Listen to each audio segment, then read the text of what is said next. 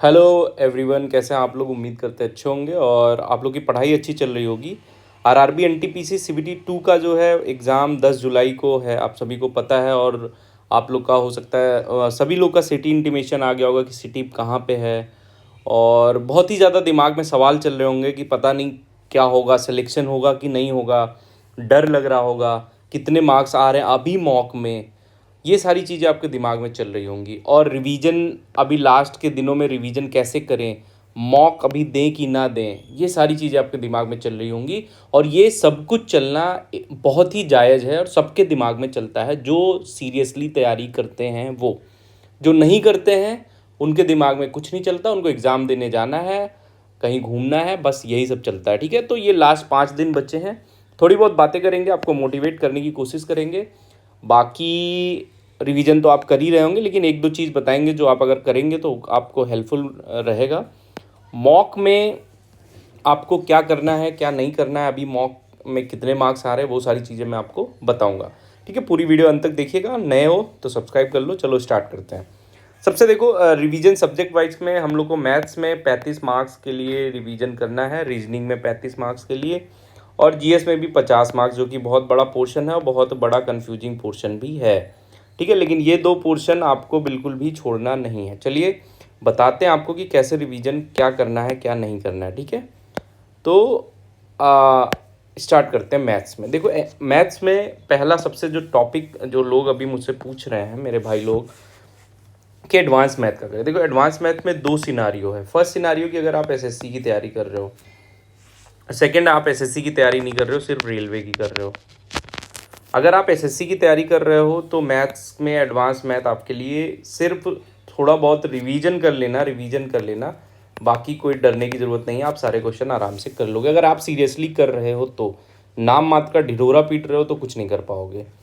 Railway में अगर आप रेलवे की तैयारी कर रहे हैं तो एडवांस मैथ का थोड़ा सा लोचा होता है। इसमें मैंने हमेशा आपको बताया क्या करना है। सबसे पहले तो मेंसुरेशन में आप 2D और 3D वाले जो क्वेश्चंस हैं उनको करिए, मैंने बोला था।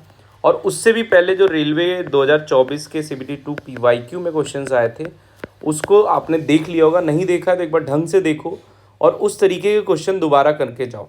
ठीक है, उस तरीके के 10-10 क्वेश्चन बना लो। जितने भी क्वेश्चन आएंगे, 4-5 क्वेश्चन होंगे, तो उसको बना लो दोनों शिफ्ट में। उसके बाद ट्रिग्नोमेट्री में बेसिक चीज़ें आपको पढ़नी है।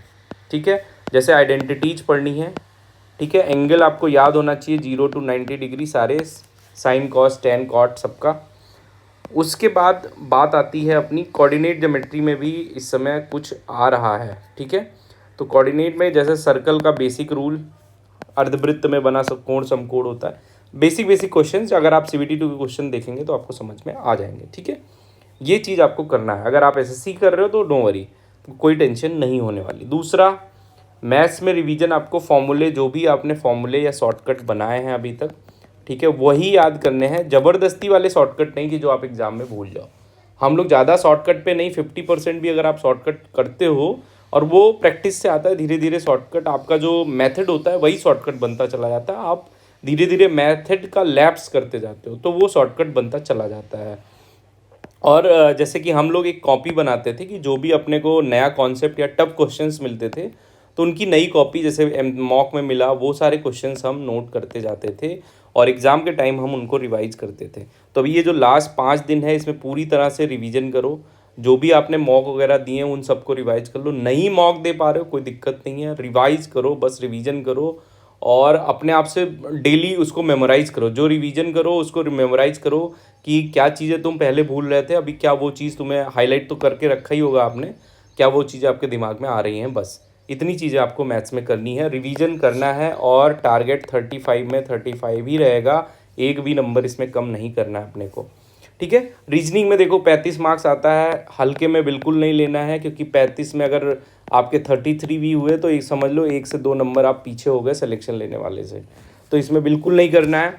तो सबसे पहले तो जो आपने टफ क्वेश्चंस या न्यू कॉन्सेप्ट की कॉपीज़ या एमसीक्यू सेलेक्ट कर रखे होंगे, मार्क कर रखे हों, उनको रिवाइज कर लो। सारी चीज़ें रिवीजन कर लो अच्छे से। जो भी लॉजिकल रीजनिंग में आपने कुछ क्वेश्चंस, जैसे हम लोग 200-250 क्वेश्चन तो लॉजिकल रीजनिंग में उसको रखे रहते थे कॉपी में लिख के, तो वो सारी चीज़ें रिवाइज करते थे। PYQ आपने कर लिया होगा, उसको बस एक बार देखो कि कैसे क्वेश्चंस आ रहे हैं, थोड़ा सा माइंड में ही करने की कोशिश करो बिना कॉपी किताब लेने की। बस ये देखो क्वेश्चंस आपसे दिमाग में पढ़ने के बाद आ रहे हैं कि नहीं आ रहे हैं, ठीक है। बाकी कुछ ज़्यादा इसमें करने की ज़रूरत नहीं है, रिवीजन अच्छे से कर लेना। इसमें क्वेश्चन कम, मतलब लॉजिकल रीजनिंग के क्वेश्चन या कोई भी क्वेश्चन गलत नहीं होने चाहिए, बस ये आप समझ लो। और ये कैसे होगा, जब आप पूरे अभी तक जो भी मॉक दिए हो उनका अच्छे से रिवीजन करोगे, एनालिसिस करोगे कि मैंने ईजी वाले क्वेश्चन कैसे रीजनिंग में गलत किए हैं, वो चीज़ दोबारा एग्जाम में ना हो, उस चीज़ का विशेष ध्यान देना है आपको, ठीक है। और वो उसके लिए एनालिसिस आपको सारे मॉक टेस्ट का करना पड़ेगा। अब जीएस भाई, ये जो आप बोलते हैं सिलेक्शन दिलवाता है, हम लोग भी बोलते हैं, तो 70 मार्क्स तो उधर हो गए। 50 में अगर 20 लाओगे तो काम बनेगा, बन सकता है, लेकिन अगर 25 से 30 ले आओगे तो आपका पूरा काम बन जाएगा, ठीक है। इधर 65 और इधर 25 से 30।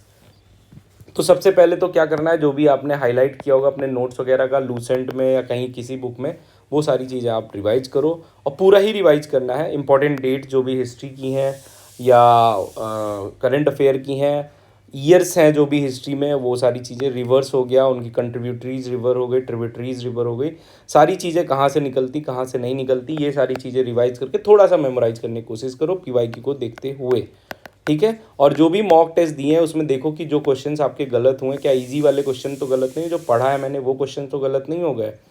तीसरा, करंट अफेयर में जो भी आपने पढ़ा है वो रिवाइज कर लो, और वीडियो देख लो, एक दो चार घंटे की मैराथन वाली वीडियो हो तो उसको 1.5x 2x पे करके देख लो। बाकी रिवीजन करो, ज़्यादा इसमें सोचना नहीं है, मोटिवेट कर रहा हूँ, परेशान नहीं होना है अभी, ठीक है। अब देखो लास्ट टाइम में सबसे बड़ा प्रश्न आता है कि मॉक का क्या करें, मॉक दें कि ना दें।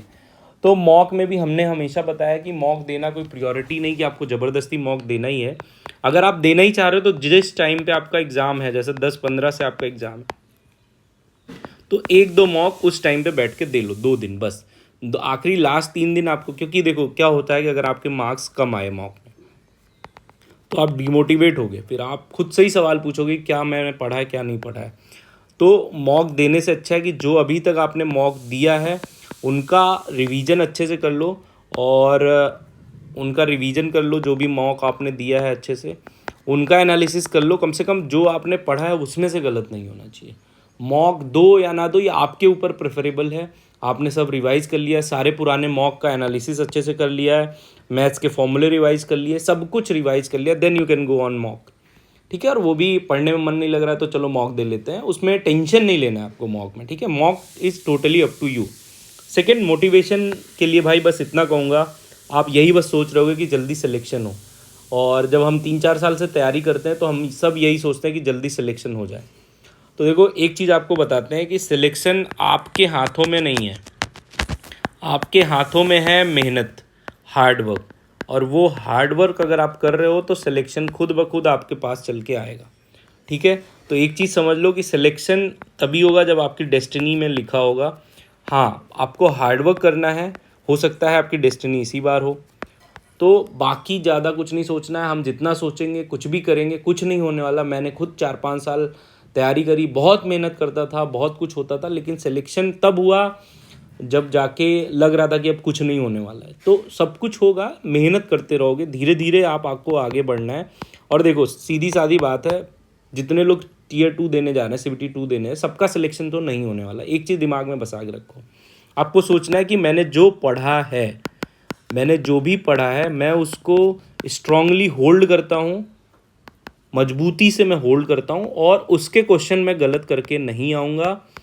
बस इतना आपको करना है, अपने आप को होल्ड करना है, माइंड को रिलैक्स करना है, कूल करना है, और अच्छा से अच्छा एग्ज़ाम में परफॉर्म करना है। बस इतना सोचो, सिलेक्शन होगा नहीं होगा ये सब सोचोगे तो एग्ज़ाम में बहुत ज़्यादा नर्वसनेस होगी, और बहुत सारे सरल चीज़ें भी आपके गलत होंगी जो आपके सिलेक्शन को और जो है वो बंद कर देंगी, ठीक है।